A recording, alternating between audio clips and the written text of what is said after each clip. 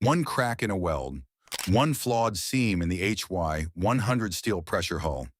At 800 feet underwater, 132 lives and $3.4 billion. Gone. 700 feet beneath the Pacific. Silence so absolute you can hear your own heartbeat. And somewhere in that darkness, a 7,800-ton steel cylinder glides past at 25 knots. Without making a sound, the constant hum of ventilation systems, the distant whir of the reactor, sounds so low and steady they fade into the background, until you suddenly notice the silence when they stop. For the commanding officer, sailing on a U.S. nuclear attack submarine is a trip into a cramped, timeless, windowless undersea world. The first thing visitors notice is how precious space is on board, and how the crews manage to stay out of each other's way. They spend 6 months at sea on deployment. On its last deployment, the USS Missouri spent 163 of 181 days underwater. There is no sunrise, no sunset, just the endless rhythm of 6-hour watch rotations in a steel tube surrounded by crushing depths. Constructing a single Virginia-class submarine requires around 9 million labor hours and over 4,000 suppliers. That's the equivalent of one person working non-stop for over 1,000 years. 9 million hours is more time than it took to build the Empire State Building, the Hoover Dam, and the Golden Gate Bridge combined. And they're trying to build 2 of these submarines every single year. By 2007, approximately 35 million labor hours had been spent just to design the Virginia-class, before a single hull plate was ever cut. In 1963, the USS Thresher was conducting deep diving tests, 260 miles off the coast of Cape Cod, 1,300 feet down. A silver brazed joint in a seawater piping system failed. Seawater sprayed onto electrical panels. The reactor scrammed. Power died. The ballast tanks could not blow. 129 men, gone. Dr. Timothy Francis of Naval History and Heritage Command puts it this way: every hole in a submarine hull is a weak spot. The fewer openings, the stronger the hull, and the deeper the dives. A catastrophic hull breach at operating depth means implosion, instantaneous and total. This is the Virginia-class nuclear-powered attack submarine. This is the story of how America attempts to build the most lethal underwater weapon in human history. On an industrial scale, while running out of workers, time, and margin for error. Length, 377 feet for standard variants. Block 5, 460 feet. Block 5 submarines are longer than a football field, including both end zones.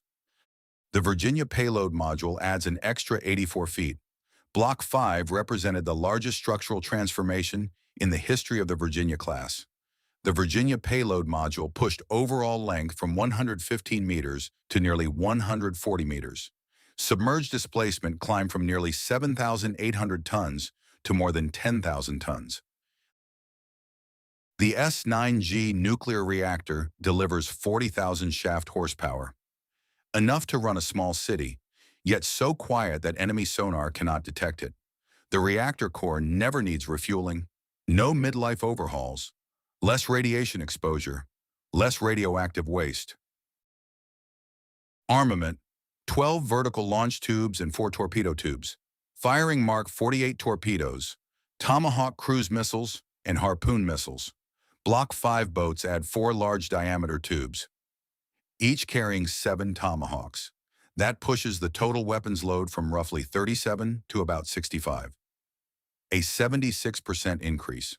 When the Ohio-class SSGN force retires by 2028, cutting undersea strike capacity by 60%.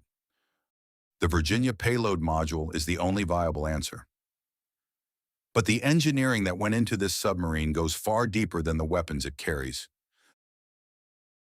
The Virginia-class replaced something that had defined submarines for over a century. The details reveal more about this program than almost anything else. Except the program has a problem no Xbox controller can fix. The submarine construction industry is facing a workforce shortage unlike anything it has seen before.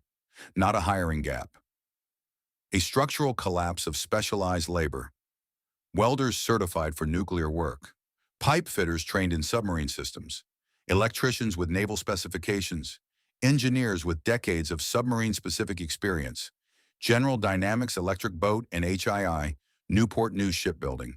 These are the only two facilities in America capable of building nuclear submarines. Both are struggling to hold on to the people they already have. Virginia-class submarines have been procured at 2 per year since fiscal year 2011, but the actual production rate has never reached 2.0. Since 2022, it has averaged between 1.1 and 1.2 boats per year. The current delivery rate sits at roughly 1.3. That gap, between what was ordered and what gets built, is a backlog the Navy cannot afford. A nuclear-certified submarine welder is not interchangeable with a standard industrial welder. The certification process takes months, sometimes years, and the existing workforce is aging out faster than replacements can be trained. Then COVID hit. The loss of skilled welders, pipe fitters, and electricians following the pandemic left both shipyards with a greener workforce. Quality wasn't as high, and manufacturing ran slower. In 2011, early Virginia-class blocks were built in 60 to 66 months. This required around 13 million man-hours. Today, Block 4 and Block 5 boats are taking far longer. The current estimate, around 70 million man-hours per submarine. That is a 5 times increase. The Navy has since established a Deputy Resource Portfolio Manager with extraordinary authority. Their goal, in their words, bust things up and get production back on track. If you're finding this kind of deep dive valuable, subscribe. I spend weeks on each of these. More people should see them. This crisis has a history. The Virginia class was designed in part as a cheaper alternative to the Seawolf class submarine.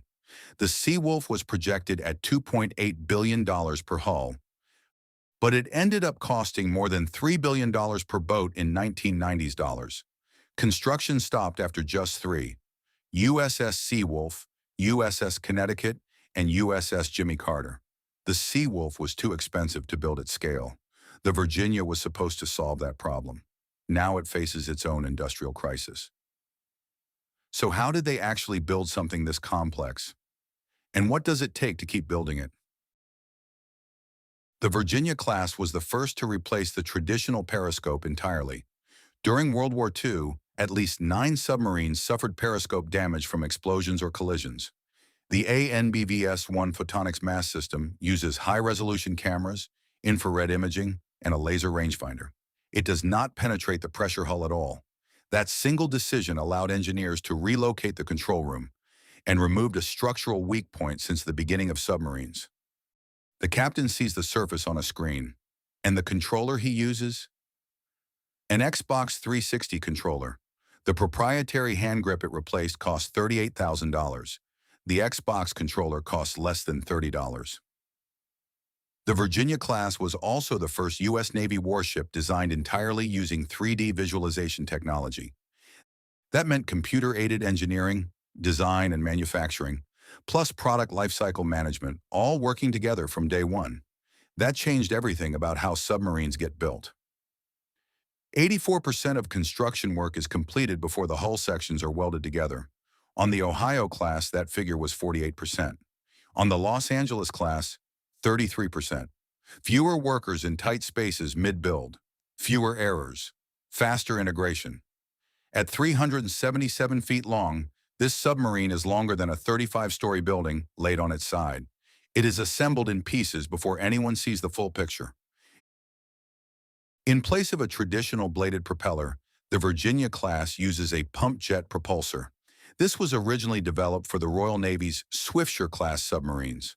It draws water in and accelerates it out the back, like an underwater jet engine. It dramatically reduces cavitation, the bubble formation that betrays a submarine's position on sonar. At operational speeds, the Virginia is nearly undetectable. And holding all of this together, the welds. Nuclear-certified welders must produce extremely precise joints. Every seam must withstand more than 24 atmospheres of pressure. That is the crushing force at test depth, over 800 feet down. There is no redundancy for hull integrity. The weld either holds or it doesn't. The build is split between two shipyards. Newport News constructs the stern, habitability spaces, machinery spaces, torpedo room, sail, and bow. Electric Boat builds the engine room and control room.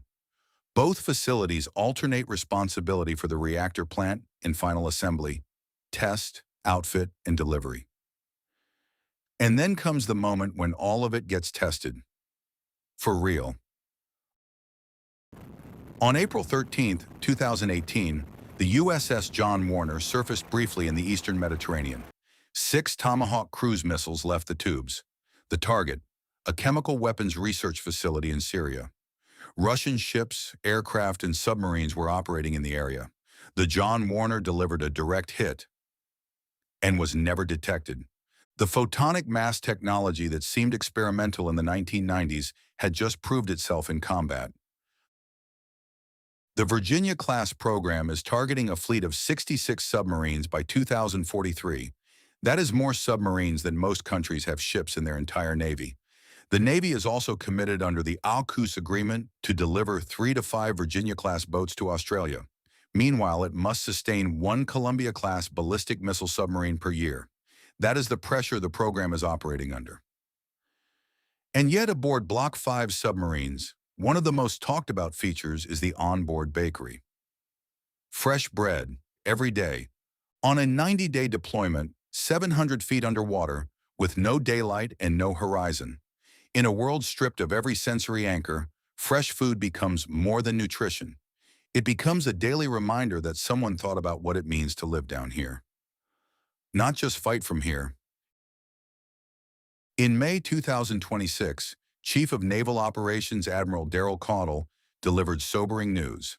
The 2-per-year Virginia-class build rate has slipped to 2032. The previous target was 2028. The timeline keeps moving. The gap keeps widening. For years, U.S. combatant commanders have needed more attack submarines than the Navy could provide. That gap has grown worse every year for the past decade. Without enough submarines, the U.S. cannot meet its strategic commitments to itself or to its allies.